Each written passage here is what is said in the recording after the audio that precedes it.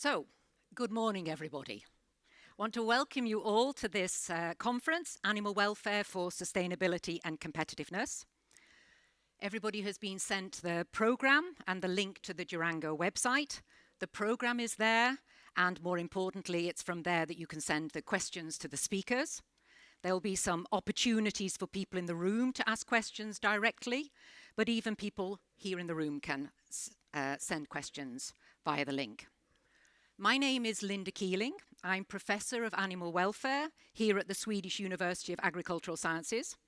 I'm also one of the independent experts on the EU Animal Welfare Platform, and it's my pleasure to be the moderator for today's event.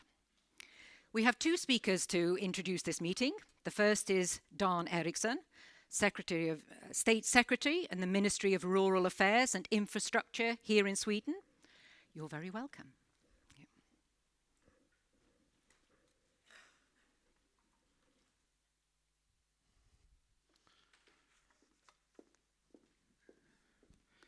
Thanks for that. And ladies and gentlemen, on behalf of the Swedish Presidency, I'm pleased to welcome you to this conference focusing on the ongoing review of EU animal welfare legislation. And you know, this is the last day that Sweden have the presidency. And I know that in the end of this seminar, it's the absolutely last activity during our presidency. So you can feel a little special about this day, and also for us who represent Sweden. The last day, it has been a fantastic month during this presidency, but in one way I can think it's okay, it's the last day today also. And I hope the Spanish presidency who are coming tomorrow have a good luck for the future with their session for this next 6 months. Strong animal welfare standards contribute to good animal health, increased productivity, and a reduced need for antibiotics. The growing threat posed by antimicrobial resistance is a global concern that must be taken extremely seriously. The recent pandemic, not least, has generated a debate on and an awareness of the importance of animal husbandry for both animal and public health around the world. Clearly, we must do a lot more. Society's demand for safely produced and responsibly sourced animal products is high and will continue to grow. The fact that we are now revising European animal welfare legislation is therefore not only a very positive step, but also a necessary one to better meet today's needs and tomorrow's challenges.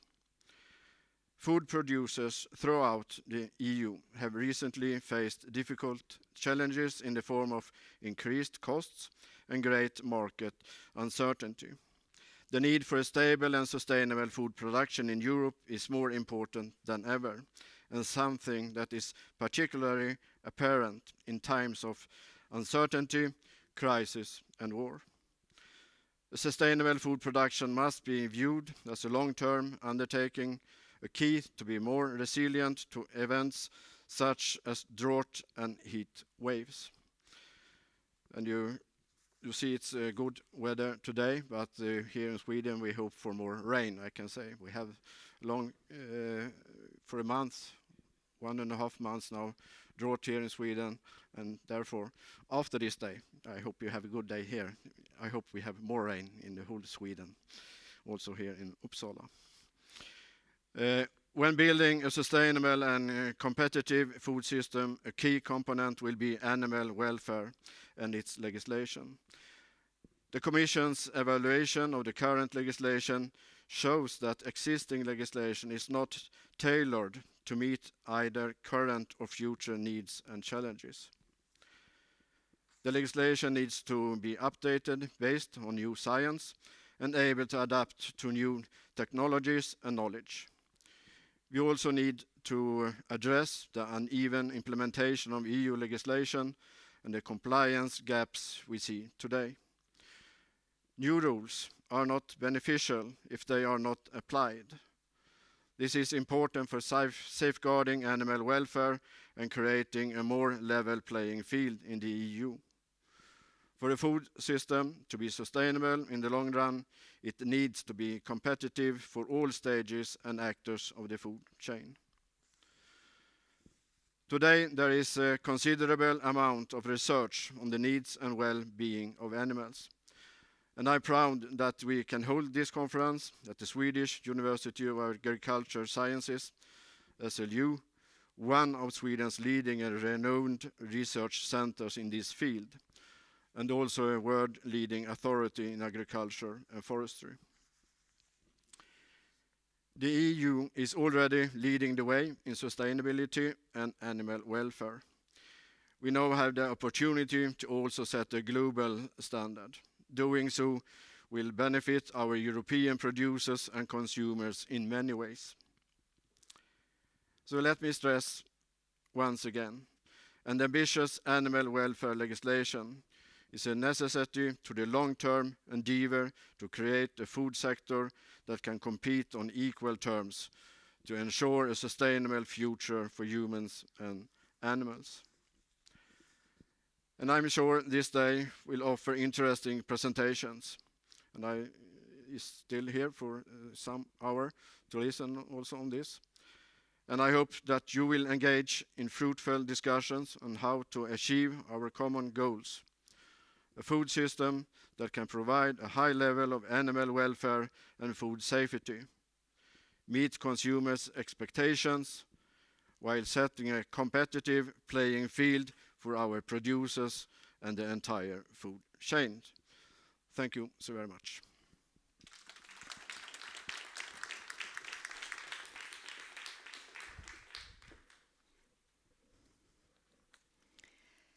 Thank you very much for those words. The next is a video recorded presentation by the Commissioner for Health and Food Safety, Stella Kyriakides. Dear Minister Kullgren, colleagues, friends, I'm very glad to address today's Animal Welfare Conference organized by the Swedish Presidency. Sweden is well known for its high animal welfare standards, and I sincerely thank you for providing us with valuable input, among other, through the EU platform on animal welfare. Animal welfare has been a high priority for you during your very successful 6-month EU presidency, which concludes today. It is also a priority for this Commission, for myself and my team, so I'm very glad to be part of this event. Friends, for over 40 years, the EU has taken legislative and non-legislative steps to improve animal welfare. But science has evolved during that time. It is telling us that we need to do more. The need to build a resilient future with sustainable food systems has grown. So have societal demands for better animal welfare rules.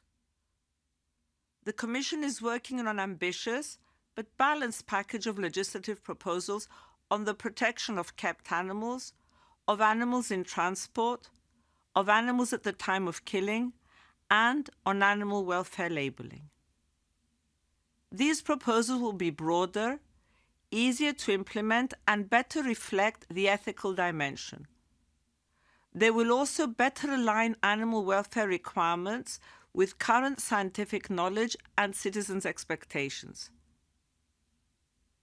At the same time, we need to ensure that the changes they bring remain feasible and sustainable for farmers and the livestock sector. No one must be left behind. We will propose realistic transition periods. We are and we will be making common agricultural policy support available, and will provide for a tool that promotes better return on animal welfare investments through labelling. I therefore encourage all Member States to maximize the use of their common agricultural policy and eco schemes to help farmers transition towards a sustainable food system, including higher animal welfare standards. We'll also ensure that the revised animal welfare legislation has no negative impact on food security. Dear friends, animal welfare is a cornerstone of sustainable and resilient food production. Better animal welfare improves animal health and food quality, reduces the need for medication, and helps preserve biodiversity. The EU has a proud tradition of championing animal welfare and leading the way in setting global standards. Let's keep this tradition alive and keep our shared ambitions high. And in the meantime, I wish you every success with today's conference and a very warm congratulations on a most successful presidency. Thank you. Okay.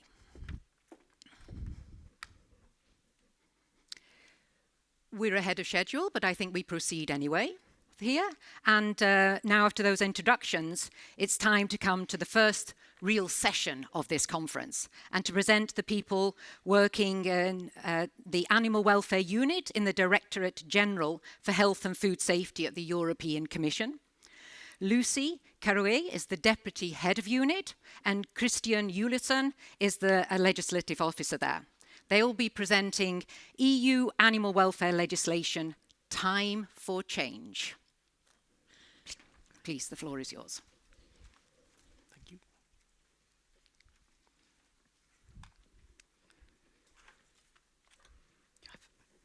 Thank you, Linda. Good morning, everybody, also you online.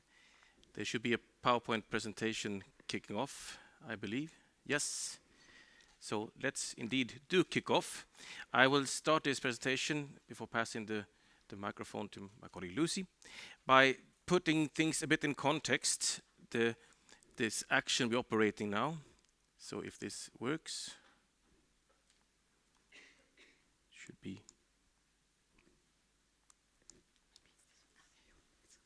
Yes, now it did. So first, 2 words about the political context, not to forget. We are operating as an action under the Farm to Fork strategy, which is a cornerstone of the European Green Deal. And you've seen and you heard this quote, both from the Commissioner and from the State Secretary, the role of welfare in this context, also in the sense of less need for medicines, for instance. This is the major political context, but we should not forget we also have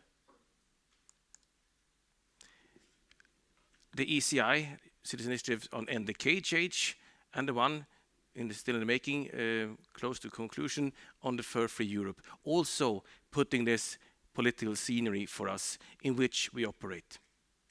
Then we have the legal context under which we operate. We must not forget the Commission and the EU needs a legal basis to take action. And let's be clear, in the world of welfare, we're operating today and tomorrow under 2 articles in the treaty. Article 43, agriculture, and 114, internal market.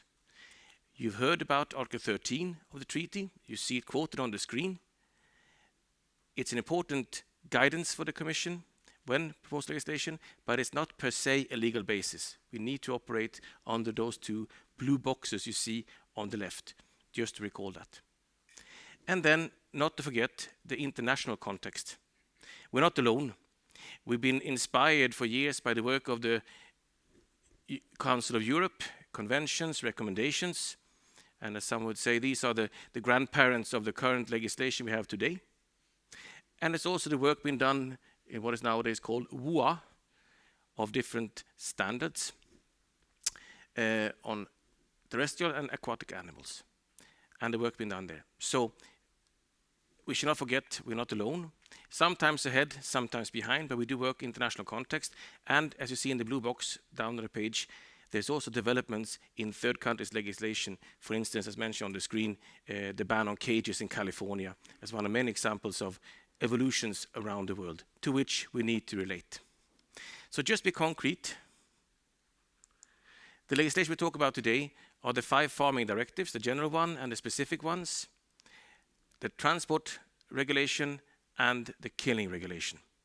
This is the legislation the Commission committed to revise. And as a first step, we undertook the aforementioned evaluation, a fitness check. A fitness check, in a sense, is more than a classical evaluation, because it's a package of proposed legal texts to be assessed together to see if they're coherent or not. But more importantly, the key question, and it was already answered by the State Secretary, is this fit for the future or not? And the answer, as you heard, and you might have read in our documents, the answer is no. So we were very lucky in many ways undertaking this exercise. We were fortunate to have a rich amount of literature, including the EFSA scientific opinions, reports from the European Parliament, notably the work by the ANIT committee, the Inquiry Committee on Transports. We also undertook interviews with stakeholders from farm to fork. We had a survey reaching out to member states, external experts trying to make a cost-benefit analysis. And as we know in the world of welfare, it's not an easy task to do, to put a value, an economic value on welfare, for instance. We also had a public consultation, which was, I think, the most successful one ever taking place, except for, between brackets, a simple one, yes or no to GMOs, a yes or no question. There's never been such an elaborate consultation with such a response rate before, which says a lot. But also, we in this sector, unusually fortunate to have a very special source of knowledge.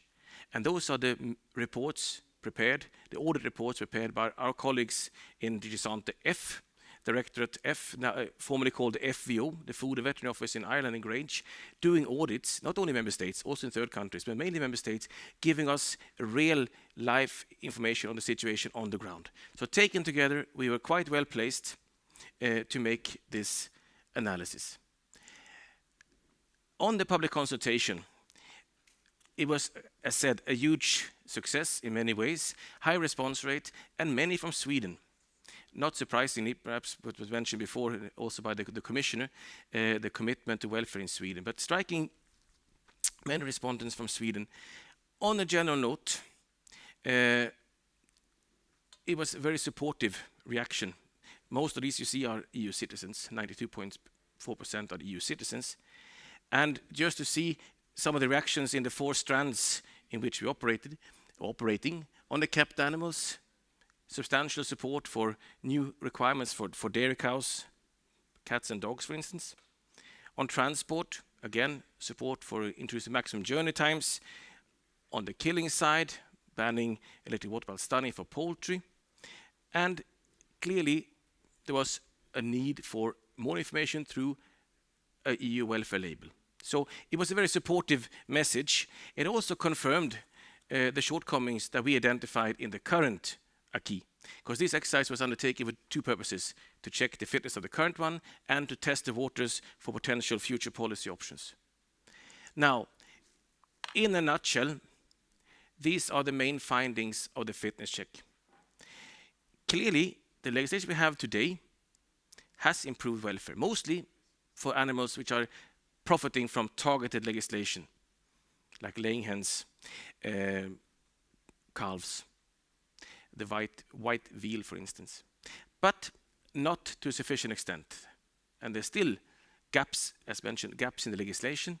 There's still targeted legislation that allows animals to be confined in systems which is bad for their welfare. So there's still many things to do. The other objective, if you still recall the two legal bases, I mean, we also have the legal basis on the internal market, but also on agriculture, meaning that we have the objective of ensuring a viable food production and reduce the distortions on the internal market. There again, the level of harmonization brought by this legislation has helped, but not to a sufficient extent. Still, member states, as we heard before, applies rules differently. They enforce the rules differently. And they introduce different legislation as well, which adds to this situation of distorted internal market. Another main finding, and you heard it before, the rules need to be updated. Basically, the legislation we have today is from the 1990s. And since then, society has evolved. Ethical, moral concern have evolved. Science, for sure, has evolved. But also, again, the legal evolution in member states have evolved as well. So clearly, simply, what we have today is not up to pace. It's out of sync, if you want, with the current situation. I said before we were very lucky with the fitness check having so many sources. We also had one major problem, which still is a problem today, and it's been recognized also by the European Court of Auditors in a special report 2018, is the lack of indicators, how to measure welfare.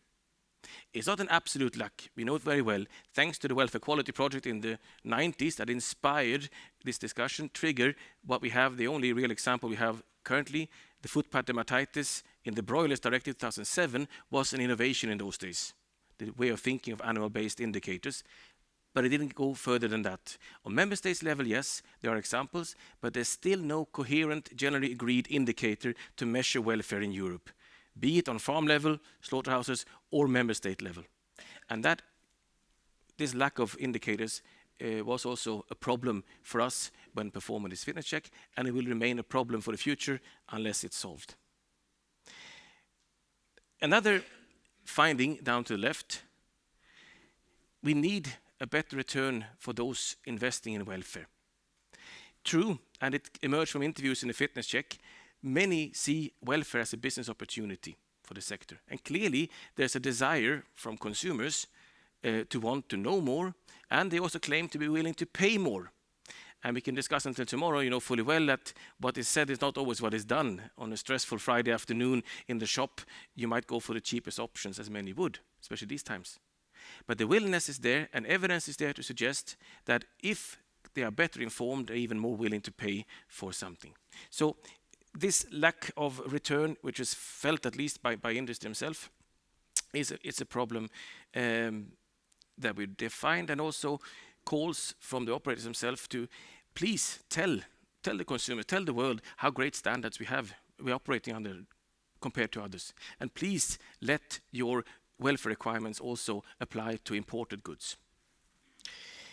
And a last main finding, if you like, there was some discussion. One of the criteria we measured was the coherence with other policy areas, and there was discussion animal welfare versus environment. And there were voices of concern raised that if you improve welfare, well, it's bad for the environment, emissions and such, so you should be careful. And as concluded in a fitness check, this is based on a wrong assumption. The wrong assumption that meat consumption will stay stable as it is today. And what we conclude in a fitness check is this transition to, and it's also, we should not forget, another objective of the Farm to Fork strategy, a less meat-based diet. It's impossible to have this transition that we see without changing consumption patterns. And by that, I would like soon to pass on the floor to my colleague Lucie, because we're moving into closer into the future and the possible solutions for the future. But just to say, the fitness check confirmed and it reinforced the commitment made by the Commission in the Farm to Fork strategy, for the reasons mentioned before and shown on the screen, to revise the legislation by the end of this year. That's the commitment in the Farm to Fork.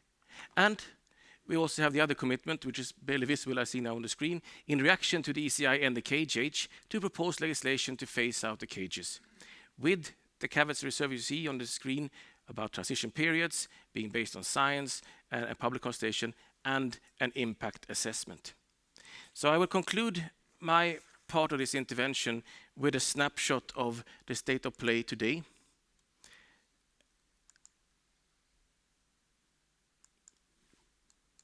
Yes. Just to set the scene of the problems we are identifying. Because in this process, we try to pin down the problems more granularly in detail. And if you like, on the left-hand side, you see those identified specific problems. Welfare problems we identified linked to housing and equipment. You have 168 million laying hens still kept in cages. You have pigs kept in densities which triggers tail biting. You have stunning methods, or equipment rather. You have transport conditions, animals lifted by, birds lifted by the legs and such. So clearly there are many things. So the housing equipment is one thing. The second thing is management practices, mutilations, tail docking, beak trimming, commonly practiced. And again, lifting birds by the leg in the transport, for instance. We identified problems with the existing stunning methods and the non-existing stunning methods, in a sense, or non-regulated at least. So, in other words, the CO2 stunning with pigs, the water bath stunning of poultry we identify problems with those, and the lack of rules for the stunning of farmed fish. There's this absence of rules, and we talk about 844 million fish, I think, stunned every year without specific requirements. And again, monitoring and technology. This lack of indicators is a problem that we need to solve.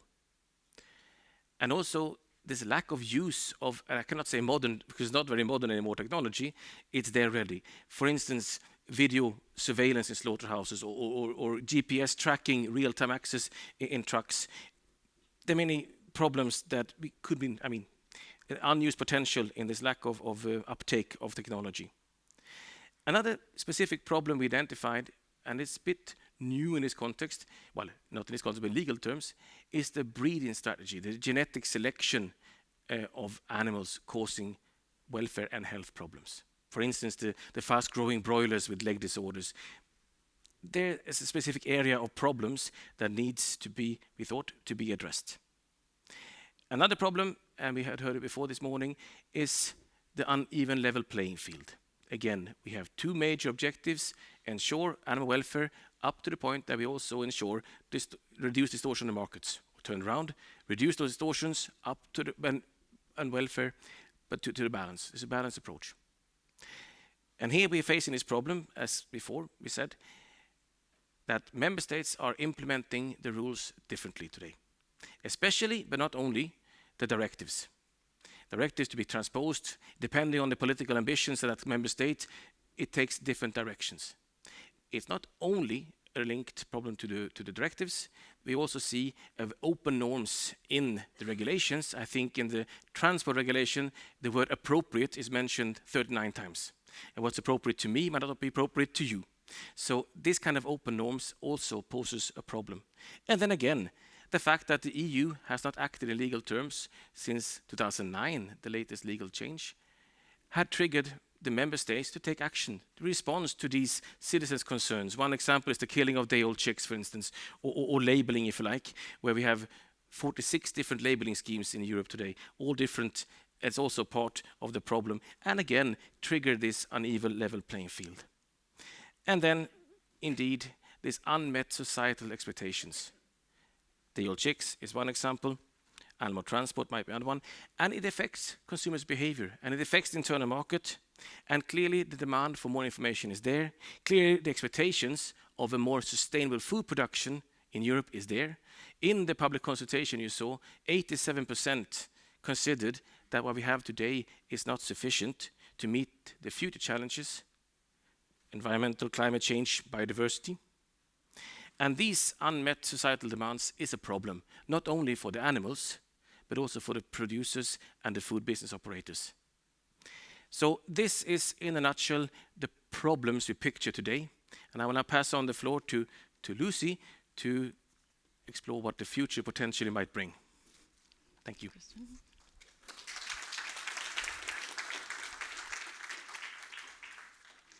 Good morning, everyone. So indeed, I will pick up on Christian's introduction. So he started to bring you into what I would call the intervention logic of an impact assessment. So when you start to think about new legislation, indeed, you start to think, what is the problem I need to tackle? The next element you need to think about is what we call in our jargon the baseline. In other terms, what are the developments you would expect to happen independently of your legislative changes? So when thinking about our expectations of future developments, we would expect probably that the citizen and consumer concerns over animal welfare will continue to grow in the future, because this has been a trend for the last 20, 30 years. We would expect indeed, and this is part even of the Agri Outlook report, that the meat consumption and livestock production will continue to decrease, in particular for the red meat sector.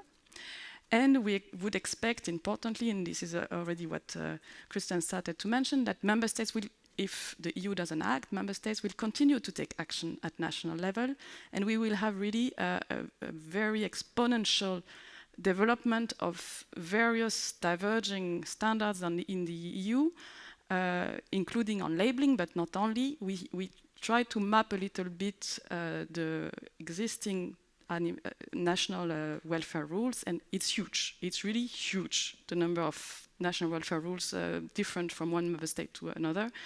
And this has grown in the last 10, 15 years.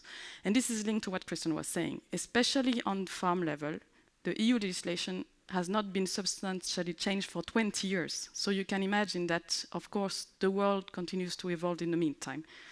So this is a bit the developments we would expect to happen in any case. So what are the solutions that you can think about when looking at these problems? Well, first of all, of course, update the legislation. This is what we are looking into. And in that context, we see a need for further harmonization. Indeed, as Christian said, there is this divergent national interpretation, so you need to be a bit clearer what is exactly the standard. Linked to this, clearer and more targeted provisions, so avoiding the appropriate as much as possible, even though sometimes it's difficult, but trying to be a bit clearer what is exactly needed to be done. Improving the animal welfare competence. This was also one of the problems, so working on training, competence of animal handlers is clearly an issue that everybody recognizes needs to be achieved. A specific point is related to cats and dogs. So I don't think this was mentioned yet, but indeed one of the problems we have here is the fact that we have now an increasing, let's say, professional breeding of cats and dogs that has developed, and also an increasing black market of cats and dogs. So there is a gap on traceability of cats and dogs put by professionals on the market. So this is an issue we are looking into. And indeed, trying to think how to build more incentives to invest into animal welfare. And as Commissioner Kyriakides said in her speech, this is linked to labeling. So as we mentioned, there is evidence that the more you make consumers aware about animal welfare issues, the more they change their purchasing behavior. So the gap between citizens' willingness to pay and consumer behavior can be partially bridged by more awareness raising, and labeling can help actually in this regard. And this is good for producers, because those producers who have made investments will get more return on their investments with this kind of awareness raising and labeling initiatives.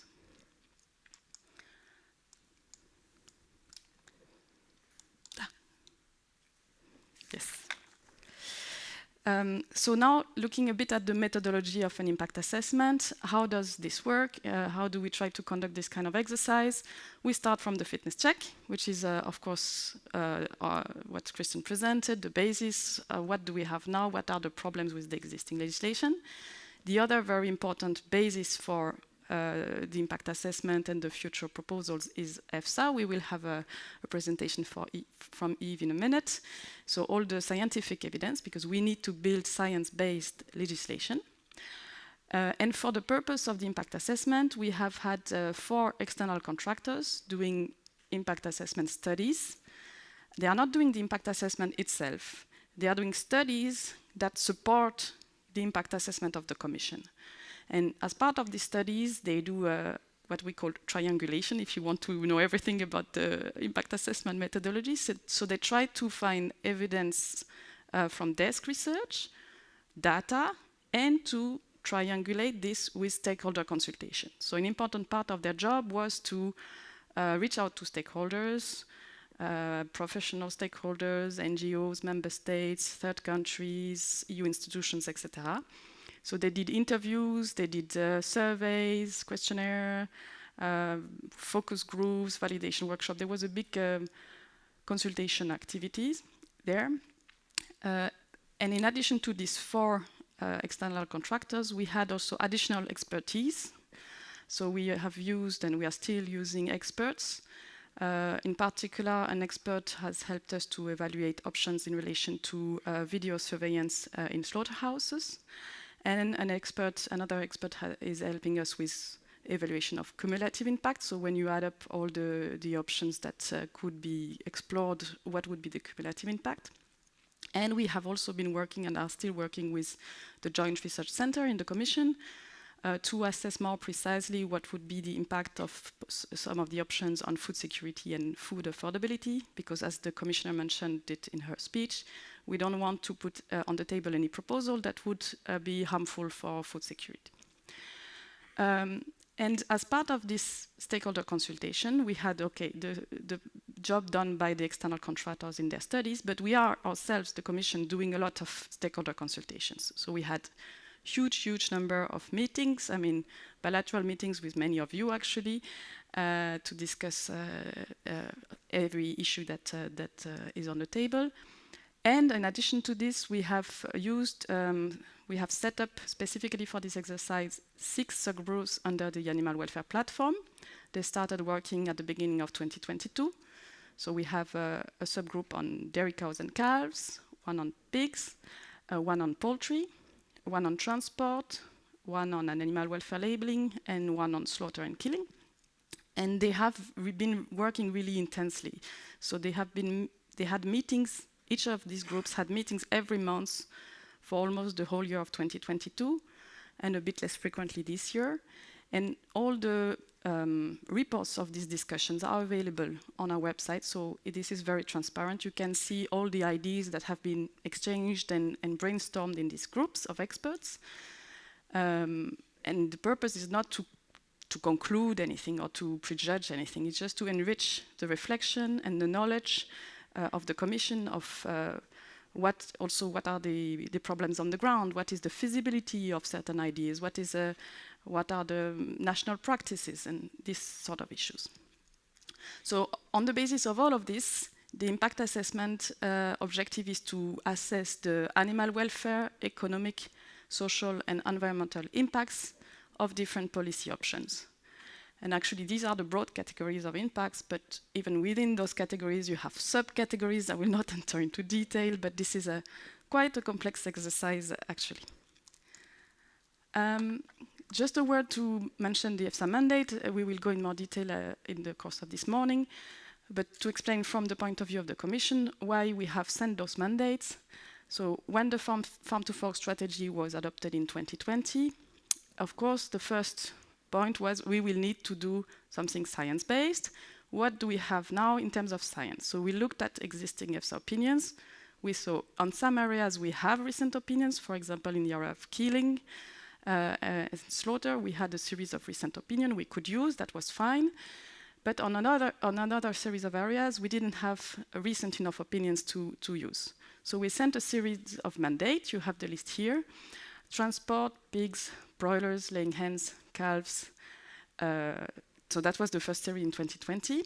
And then 1 year later, because we had this European Citizen Initiative commitment, we noticed, okay, we need to complete the picture to be able to cover also ducks, geese, and quail, because this is part of the European Citizen Initiative on end the cage age, and also dairy cows to cover this idea of enlarging the scope that is mentioned in the Farm to Fork strategy. So this is what could be feasible for EFSA to deliver by now, so by the moment we are now to draft the legislative proposals. And this is already huge, so we are very, very grateful to EFSA to have delivered on all of this, as was planned. But of course, this is not the end of the story. What we are looking into and hoping for is to develop a new legislative framework that will be more dynamic and evolutive than the current one, and that we will be able to make evolve through delegated acts on specific issues in order to fit scientific evolution, new knowledge, and be more encompassing for more species. So we have published on our website an indicative roadmap. It's an indicative roadmap. There is no absolute, let's say, it's not fixed in stone, of what we could send as mandates on animal welfare in the coming years. And you see now in the green box on the screen the type of animals that we intend to cover. So beef cattle, sheep and goats, cats and dogs to get more information, turkeys, farmed fish, horses, etc. Now coming back to the impact assessment, So I wanted to go through a little bit on the type of policy options we are examining at the moment, a little bit taking block by block. So first, on kept animals or welfare at farm level, we have, of course, the main policy option, which is the phasing out of the cage, as the commitment to the ECI indicates. But we have also other options related to farm living on-farm living conditions. So space allowance, for example, enrichment, access to outdoor, feed. So a whole range of options to examine, and this is really taking EFSA as a basis when we look at these options and the impact of these options. We have also options around animal welfare indicators, so this is linked to what Christian said. We are missing now in the current legislation a good system of welfare indicator, except for the footpad dermatitis. And this is a gap, first and foremost, for the operators to be able to really know where are the welfare problems, what are the risks in my farm, how can I adapt to the specific risk that I have. But it is also a problem for the policymakers at national and EU level, because we are a bit in the dark sometime as to how effective the measures are. So this is something we are looking into, to have more indicators in the legislation, knowing that, of course, this needs to be balanced as well, because requirement for indicators means data collection, reporting, etc. So there needs to be a balance. But this is something that is that would be new and quite interesting. We are looking into some options around animal welfare competence and training, as I said. Animal welfare requirements at import. This was mentioned by Christian. So here we are talking about equivalent requirement for non-EU countries exporting to the EU. And just to mention that, of course, this needs to be done in compliance with WTO rules. So we have to do not only an assessment of the impacts, but also an assessment of the legal context, also in relation to WTO. And this needs to be really a case-by-case assessment, looking at the conditions that you need to meet in terms of the WTO law to introduce this sort of measures. So this is what we have been doing. There are also, of course, more options, but this is just a summary of the main one. We are not looking at issues such as banning foie gras or banning the use of corrida, because, you know, we receive a lot of letters and ideas from citizens and others in the inception impact assessment, notably, but there are limits in the treaty that we cannot really interfere with cultural, religious, and national cultural heritage. So there are limits to the options we can look at. If we go to transport, so there are a series of issues we're looking at, in particular exports of live animals. You may know that this is an area where we have a lot of challenges. Since the Court of Justice ruled that already currently the transport rules apply or have to be respected until destination in non-EU countries, this raises a lot of implementation problems. So there are different options you can look at to tackle this issue. So of course, one of the options is a ban, but there are options other options on the table as well. We have options around maximum journey times, of course. We will hear in a minute that the shorter the journey, the better from an animal welfare point of view. So you need to think about this in terms of regulatory requirements.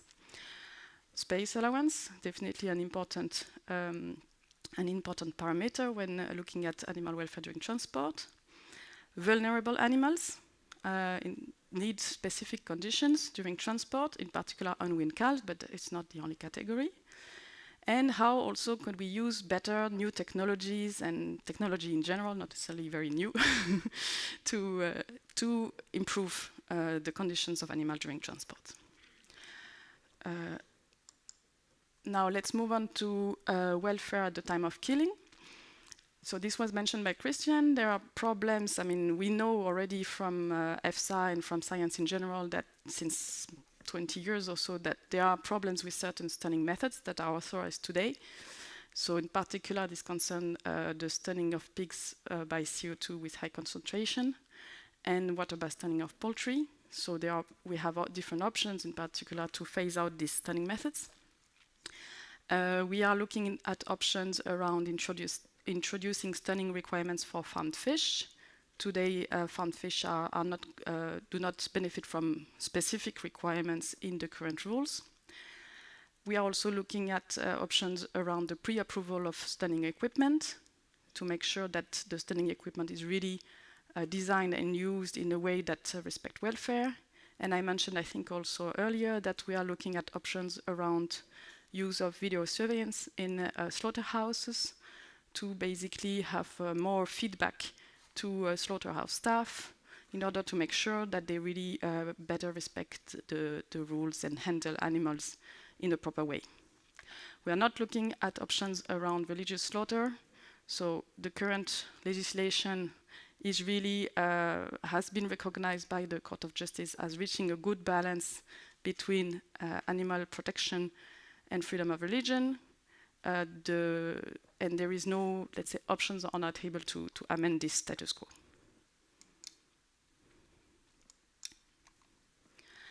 Now, last block, animal welfare labeling. So we have 3 main options that we are looking into, and basically these options were designed also taking into account stakeholder consultation and all, let's say, feedback we received, including from the Council. We have Council conclusions from 2020 or 2021, I forgot, on animal welfare labeling.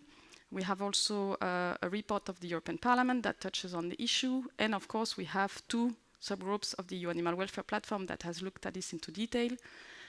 So multi-tier seems to be the preferred way by the great majority or the unanimity of stakeholders. So that's why we are looking at multi-tier mandatory labeling or multi-tier voluntary labeling or regulating animal welfare claims. So here, just to remind, we have already one study that was published in 2022 that is not an impact assessment study, but is a data gathering study, because this is a new field. We don't have legislation yet. So the first step was indeed to know what is the state of play. And I invite you to read this on our website, because it's a very well done study, which also shows there are around 40 or 46 labels already on the market today. And these labels have been flourishing, so to say, in the last 5 years. So it's quite a recent phenomenon. And it goes in all directions. And there is also this effect of kind of renationalization, because those labels operate within national context, and they tend to show also national features. So this is a bit of an issue also from an internal market point of view of fragmentation of the internal market.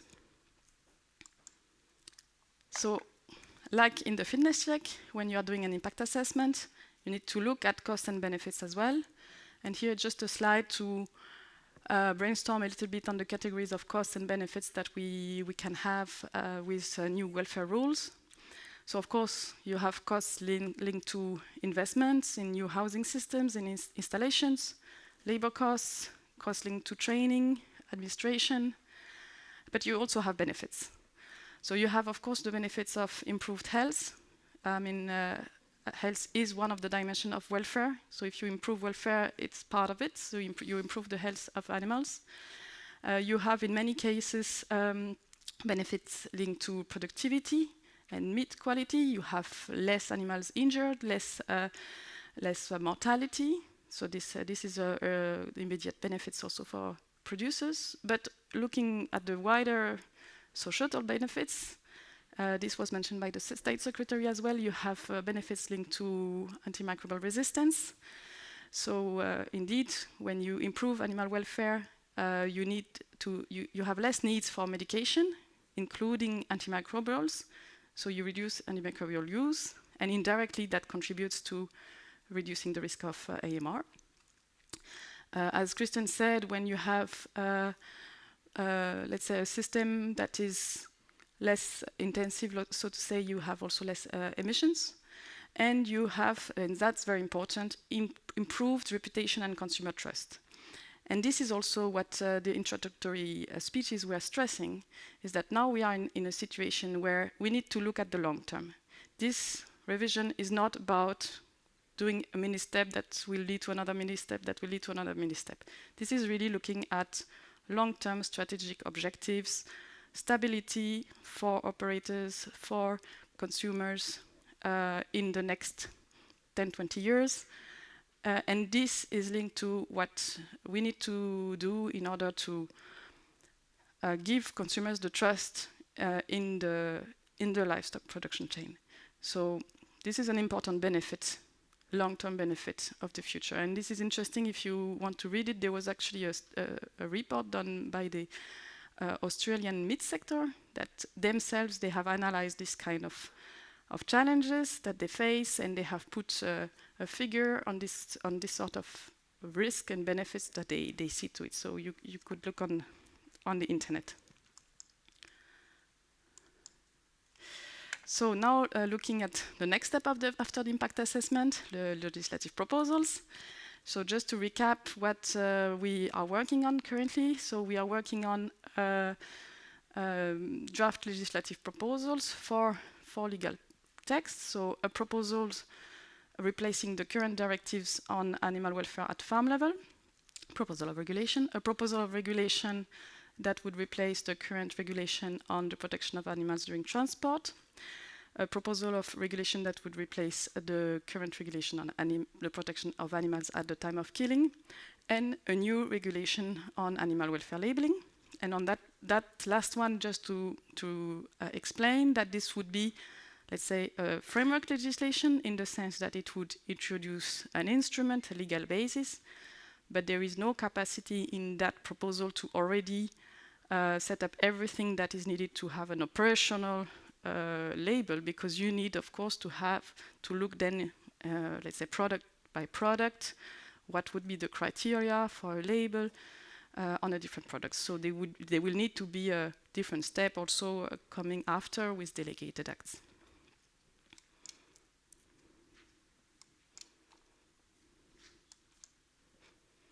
And lastly, just to recap a little bit about the timeline. So coming back on the process, the fitness check was carried out between May 2020 and September 2022. And in parallel, we started actually launching the impact assessment in July 2021 with our Inception Impact Assessment, which was a document setting out the preliminary options we were looking at. This was the occasion of a feedback mechanism, and we received around 1,000 comments and replies and suggestions. And then there was the public consultation that Christian presented between October 21 and January 22 that covered both the fitness check part and the impact assessment part. We did a big stakeholder conference on the 9th of December 2021. We were very happy with this successful conference, I must say. Not part of this, because we will see it later, we have had all along the EFSA opinions that were published little by little. In October, we have this, okay, in our jargon, planning fishes. So basically the Commission explaining how, under what kind of frame we're working with these 4 legislative proposals that I presented. And the plan is that the legislative proposals, together with the impact assessment, would be adopted by the Commission in the second half of 2023, so in a few months. And there we are. I think that was the last slide. Thank you. Thank you very much. Maybe we all move up, okay, and we can take questions. We can move over here. I take these to take notes. Okay, if we stand over here, I think. All around here. Okay. So I have this, which I'm going to be receiving questions from the chat, but I thought we would start if there are any questions here in the audience, and to give our people with the microphones a little bit of exercise. Is there somebody who has a question here already over here?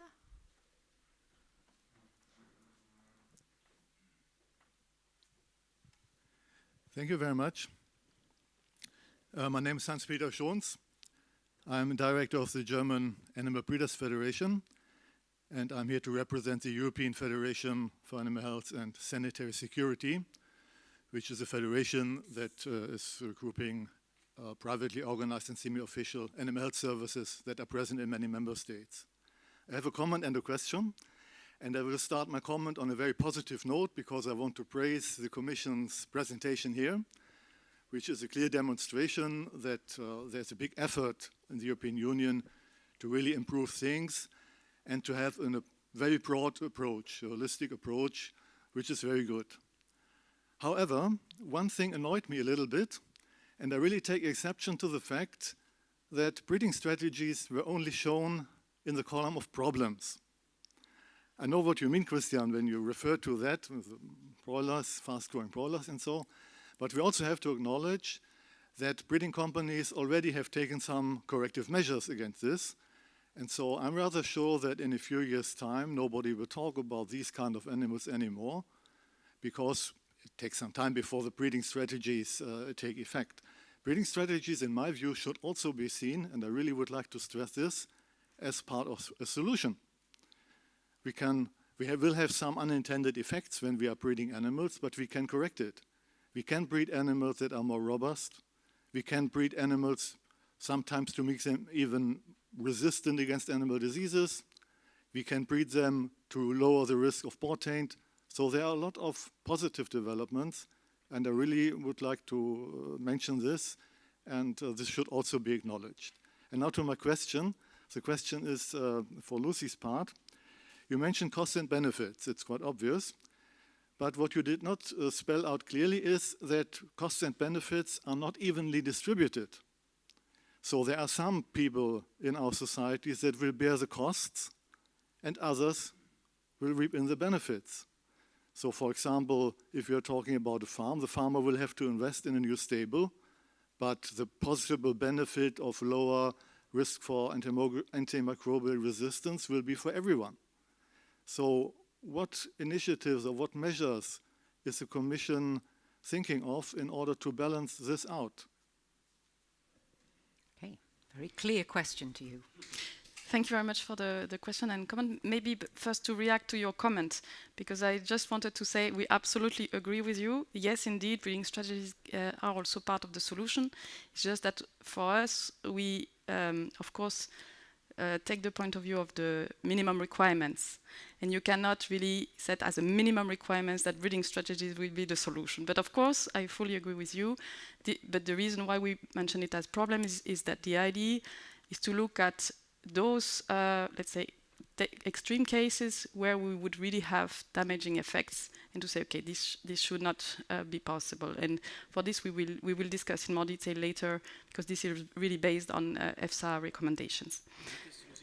If I may just build 1 second on this, because it's true that you said, Hans-Peter, what I explained as the gap between what we know and what we do. I talk about the gap in legal terms, but clearly this new knowledge has been used and taken up by voluntary initiatives. Labeling is also an example of voluntary initiatives. I mean, private initiatives, private standards. So clearly, there's a lot of action going on out of the legal context. But my presentation was more focusing on the legal requirements. But surely, those, in response to those ethical concerns or new science, clearly, industry is also trying to adapt. That's clear. So. And coming back to your questions about the even distribution and how to support the farmers. So basically, yes, we are absolutely conscious of the need to accompany the farmers in this transition. And I think this was mentioned already by the Commissioner, that we really want to maximize the use of the Common Agricultural Policy as a support tool for this kind of transition. And of course, she mentioned as well that we are looking at very reasonable transition periods. So these are the main elements, but there are many other ways to support farmers in this transition. Labeling is also an option. I mean, many other policies can be mobilized to accompany this transition. It's not going to be just a legislative proposal. There will be a whole, let's say, activity around it from the Commission to make sure that this is feasible and implementable in practice. But yes, indeed, some benefits are for the whole society, which is, of course, very welcome. It's the case in many policy areas where benefits are wider than where the costs are borne. Thank you. Okay.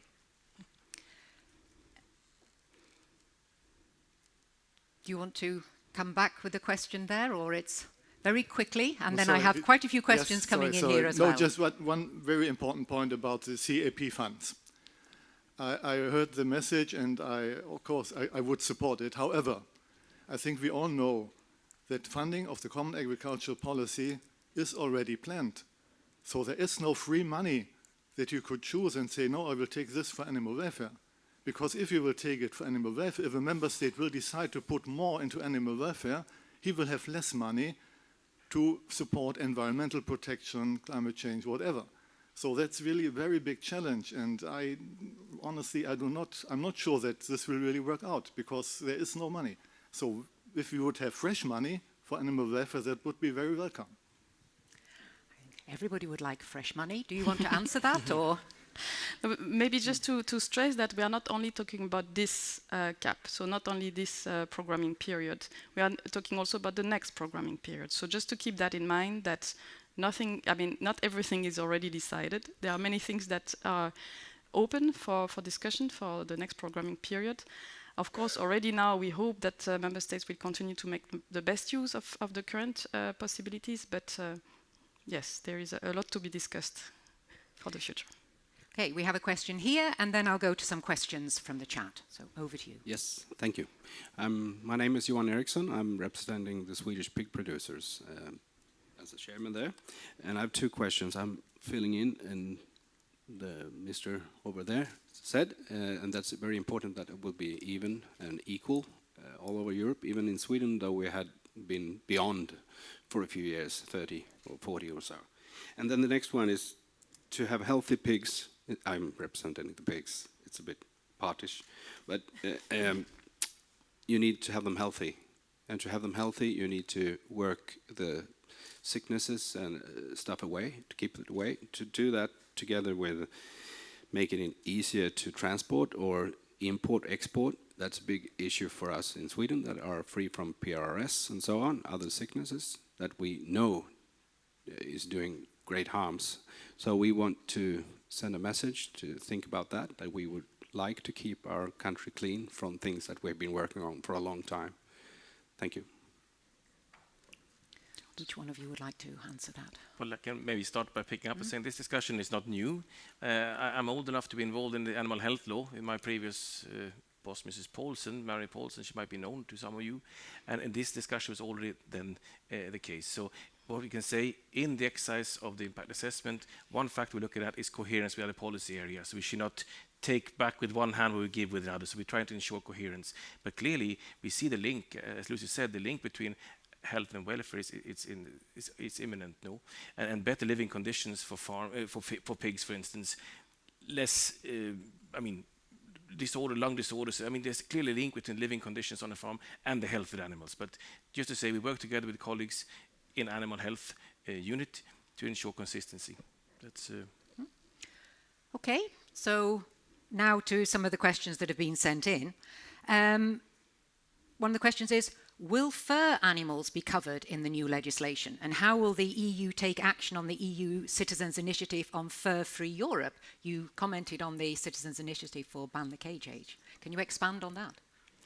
Yes, so basically this one is a bit a tricky one in the sense that indeed the European Citizens' Initiative Fur-Free Europe was just concluded and successfully validated.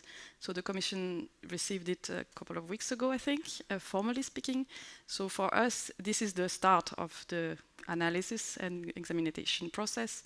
So we have just started to set up the work internally in the Commission to discuss it across services, but it's too early at this stage to say where we will end up.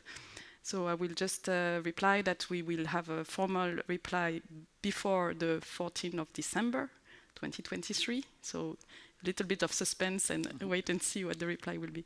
Okay. And maybe if I may just compliment, in anticipation of this, as a preparatory step, the fur animals at least are part of the impact assessment thinking. So they're not forgotten in impact assessment as a preparatory step to whatever might come. So. Thank you very much. You did mention them, and I think this question was just asking that a little bit more about the timing of it, so thank you for that. Another category of animal that you didn't mention so much is laboratory animals, and we have a question on that. It says, will laboratory animals fall under the scope of the revision of the animal welfare legislation, especially when it comes to transport of laboratory animals? You mentioned transport. Can you answer that question? I can start. I mean, currently the transport of laboratory animals is covered by the current regulation. I mean, they're not. We are not revising the Directive 2010/63 on animal testing. For sure, that's not on the list you saw on the screen. The link between that directive and the 3 Rs and the animal transport is something that colleagues are working with in the revision of the transport legislation to ensure consistency there. But this is a known, I shouldn't say a problem, but a challenge identified in the fitness check, how to preserve the special status of these animals while respecting animal welfare requirements and transport regulations. So it's a known issue, and it's been discussed by colleagues think in terms of the new legislation. Good, and that's probably why I say. Back to the audience. We have a question up at the back there. Thank you so much. Reineke Hameleers, Eurogroup for Animals. We represent 94 animal protection organizations in the EU and beyond. Firstly, compliments to the unit for their fantastic work over the past years. We know that we are facing a serious animal welfare crisis in the EU, noting all the issues. So we very much welcome the work and welcome the 4 proposals as part of one package. We believe it's also very important to keep the package. I have a question about the transition terms, because clearly from an animal welfare perspective, the shorter, the better, but we also believe that from a producer perspective and an economic perspective, short transition terms would be welcome because many farmers will have to invest again. For example, when we look at the laying hen sector, investments are running out, depreciation times are finished. So how do you look at that? How are you substantiating and underpinning your proposed transition schemes? And how can we make sure that farmers won't start investing now, whereas the new legislation is coming in a couple of years? Thank you. Which one of you wants to answer that? I can start and you can complement Christian. So basically, the idea of having sufficiently long transitional period is to enable each producer to have its own rhythm. So it doesn't mean that they have to wait. They can, of course, if they need to invest in 2 years, for example, they can use the opportunity. But it's the idea also to spread out the transition over time, to spread out also for logistical reasons, so that not all producers are asking for the new equipment at the same time, and to spread out also the financial support. So just my own reply. I don't know if you want to add. Well, on a general note, how we apply this logic of transition periods across, we come back to the pigs, for instance, if we are suggesting or considering to banning a certain method of stunning, for instance, we look at are there alternatives on the market and when will they be available. So the availability of alternatives is one factor to take into account. What you mentioned, Reineke, is another one. The depreciation periods and avoiding that farmers have to renovate twice if they have to renovate the farms anyway. Why not make it fit? So we have all these factors in mind as elements when discussing, considering the transition periods. Just to explain. Okay, there was a question up here at the back. Yes, thank you very much. My name is Ruud Tombroek, Humane Society International Europe. Thank you very much for these presentations. A topic that came up a few times actually this morning is the gap between people acting as a citizen, being very much in favor of higher animal welfare standards, and then those same people acting as a consumer, not willing to pay more for it, basically, right? So are there any ideas, I was wondering, within the Commission to close that gap? Is that, because it seems to be pretty crucial, is the only, I heard Christian talk about providing more information to people. Is that the way to go, to close that gap? I think this is what I was trying to say in the presentation, that indeed the most effective way to close that gap is through awareness raising. And it's not only for the Commission to do, but of course, if we have at one point a new animal welfare label, there will need to be communication campaign to make sure that this label is known, otherwise there is no point with it. So it needs to be known by the consumer, used by the consumer, and this will raise awareness. But this is also the responsibility of all stakeholders, member states, retailers, producers. Everyone has to raise awareness on these issues so that consumers really know what are the welfare challenges. And just to quote one example, In Belgium, we are based in Belgium in the Commission, so there are retailers who have been since 2010 already communicating on immunocastration of pigs. You know that very often a reluctance with immunocastration is the fear that there will be consequences in the supermarket with consumers not accepting this. But if there is proper communication, so retailers have managed to explain that this is fine and it has been accepted by consumers. So this is just a practical example to show it can work, and it is not only the responsibility of the Commission. And maybe just to come back and compliment a bit, the willingness to pay I was talking about, our head of unit, Andrea, you will see him later on in the panel, he used to say it's not a matter of will. If animal welfare friendly food was for free, everybody would like to have it. But can they afford it? So just to say, in this exercise, in addition to what we mentioned on the screen as well, and was mentioned by Lucie in the slide, the JRC, the food security, as mentioned, is one factor, but the affordability. Is it affordable for people? So that are other aspects we try to dissect also in this exercise to see that can they actually pay for it. The will is there, but can they pay for it? And that's, again, part of the assessment we made. And just to pick up on this, that this is also a reason why in the policy options I presented, we are looking at multi-tier labeling rather than single-tier, because a multi-tier indeed gives more ranges for consumers. Not only the top, but also intermediate levels, depending on basically their purchasing power. Okay, I'm going to ask a question from here that's coming in. You've got compliments. Thank you very much for the presentations here. And it fits in because following from this one on the willingness, this is about enforcement. And the example here is, how can the ban on tail docking of pigs really be enforced? Still, the majority of pigs in Europe are tail docked through the ban of the directives from 2008. I mean, you're going to have other things here. How do you see on enforcement now? Well, now we are focusing on the new legislation. So indeed, in the new legislation, you can also think about enforcement in the sense that you can think how to write the rules in a clearer manner that will be easier to enforce. For example, tail docking, one of the challenges is that the current rules talk about routine tail docking. So the word routine, of course, as Christian said, it leaves a lot of room for interpretation, and it makes it difficult to enforce. So this is the sort of wording that would be better to avoid, to be clear, what exactly is the rule and where is the line, we are compliant or we are not compliant. But I don't know if you want to add. No, just to add that on the last screens, Lucie mentioned the fact that we are replacing directives with the regulation for keeping economic keeping of animals, meaning it's directly binding. It's nothing to be transposed into national legislation. It's actually binding letters. That comes back to the need for clear language, but the regulation is directly binding. So hopefully that will make it less fluffy, if I may say so.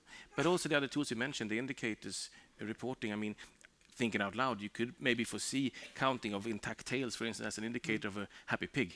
Or I'm happy. So there are many things to play in there, and the new technology to increase enforcement. Okay, so the devil is in the details. Here, yes, on the exact wording. You mentioned indicators, and I'm going to come back to that as a researcher here. You mentioned the lack of indicators. Where do you think the lack is? Is it in the research, or is it in the harmonization of the indicators that are out there? Because researchers think there are a lot of indicators out there. Is it in the access to them or the implementation of them? Where do you see this lack mainly? And I'm thinking here for the future. Should I start? Just say, I think the main word I mentioned was just hastily is common. There's no common agreed indicator allowing us to assess the level of welfare at the EU level or on farms in comparable manner. So indeed, there's a lot of research being done, and I mentioned the Welfare Quality Project, and since then things develop. And indeed, our colleagues in SANTE FEO published last year a report on the use of indicators in member states. So clearly there are examples of indicators being used, but it's a common approach that's missing, and a systematic use which is lacking today. Yeah. I think I fully agree with Christian. So basically, to use your words, it's the harmonization. Because, I mean, research, you have too much indicators. So basically, that's the challenge, that you have too wide menu if you are introducing minimum requirements.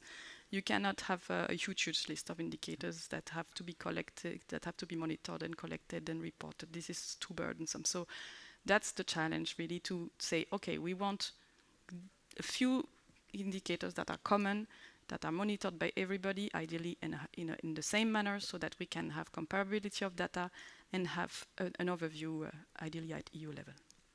Sounds great. Any questions back from the group here? Yes, over here. Thank you.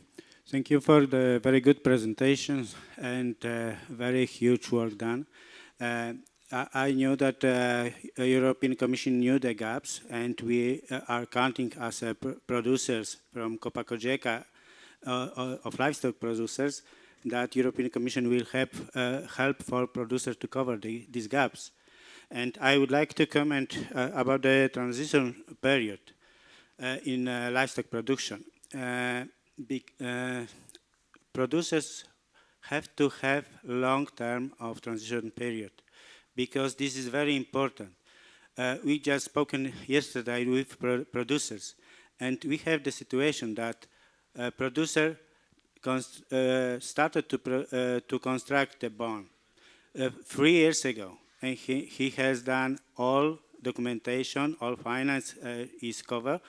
He is almost finished, and now is coming new legislation, and he has to change, rebuild this new building, which were never used.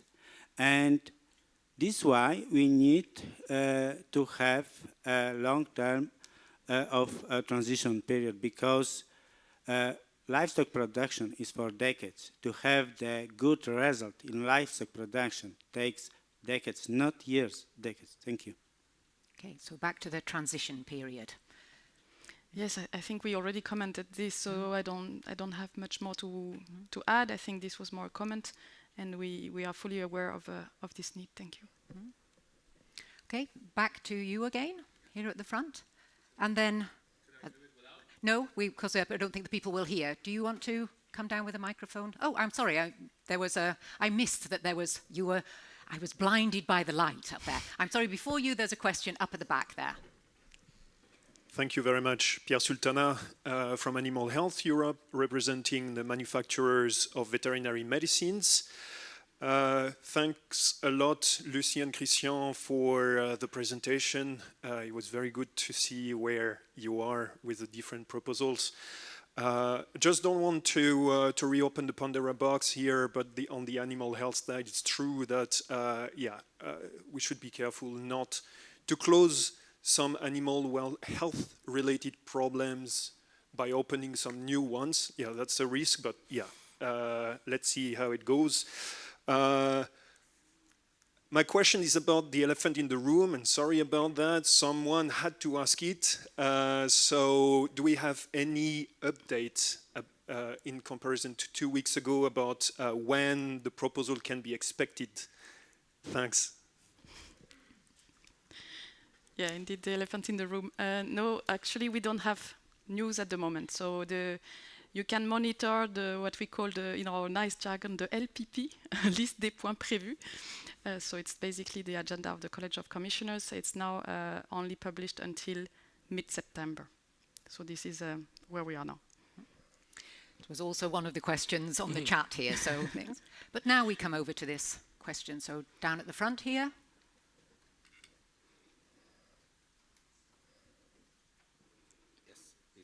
It's kind of related to the last question. It's the Commission's proposal, and I also want to thank you for a great work and during many years.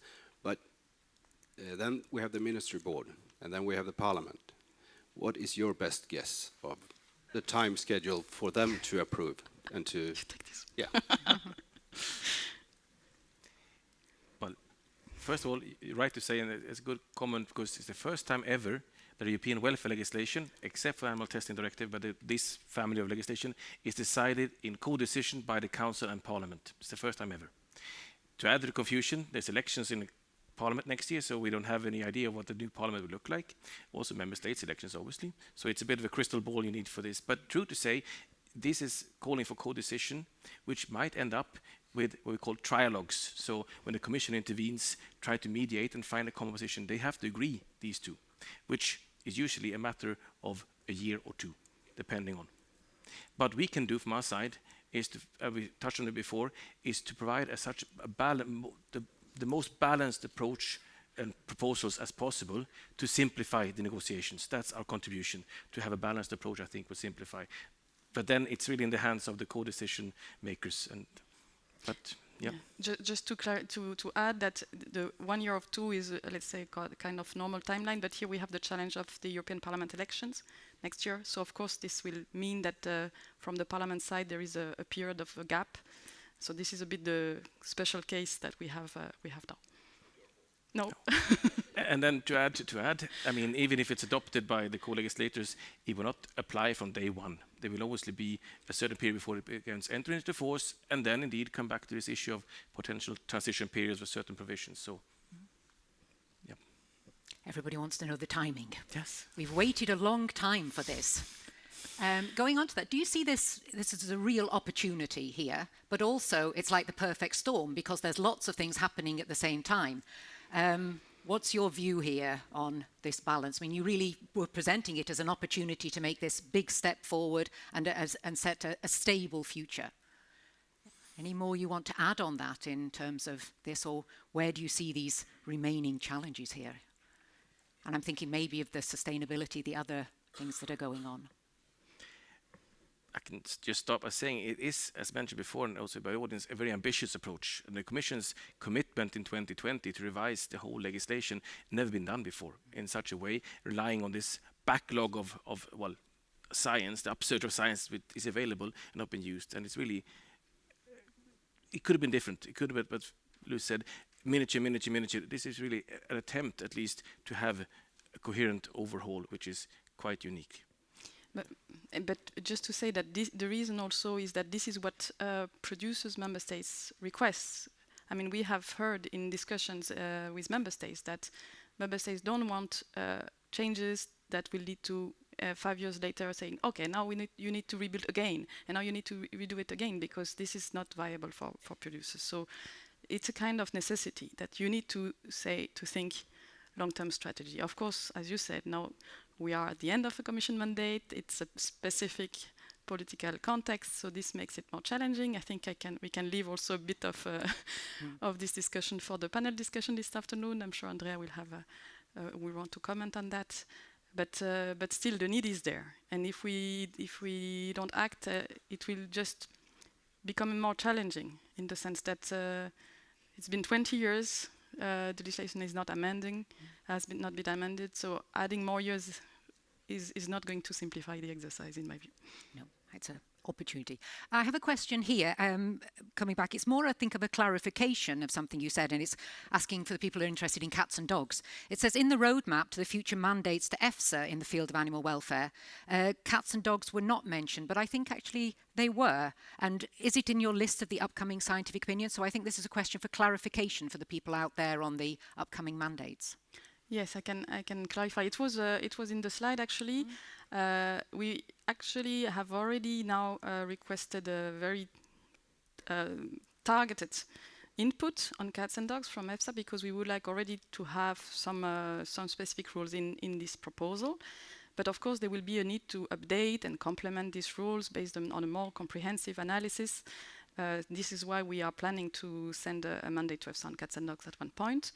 But for the moment, we also use the expertise of a voluntary initiative that is operating under the EU Animal Welfare Platform that is working really intensively, that has been working intensively for a couple of months, years, to also guide us for this legislative proposal.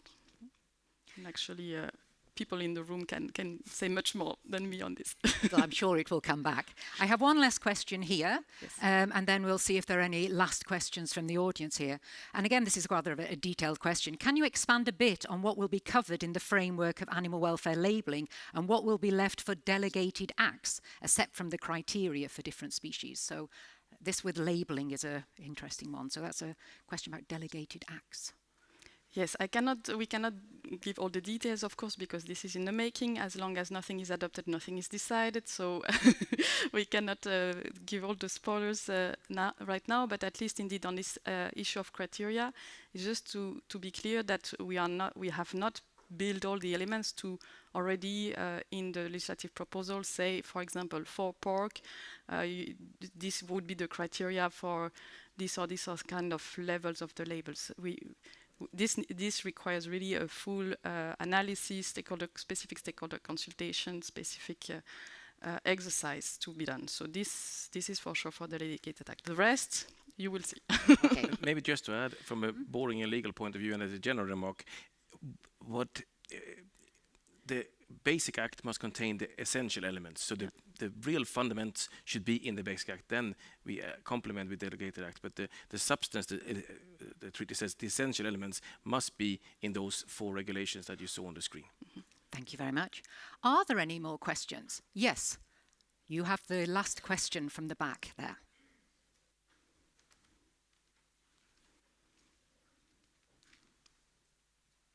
Yes, thank you. My name is Victor Sonntag. I'm the veterinary attaché from Austria. Thank you for the invitation to this, one of the last events of the Swedish presidency. Thank you for the Commission's explanations.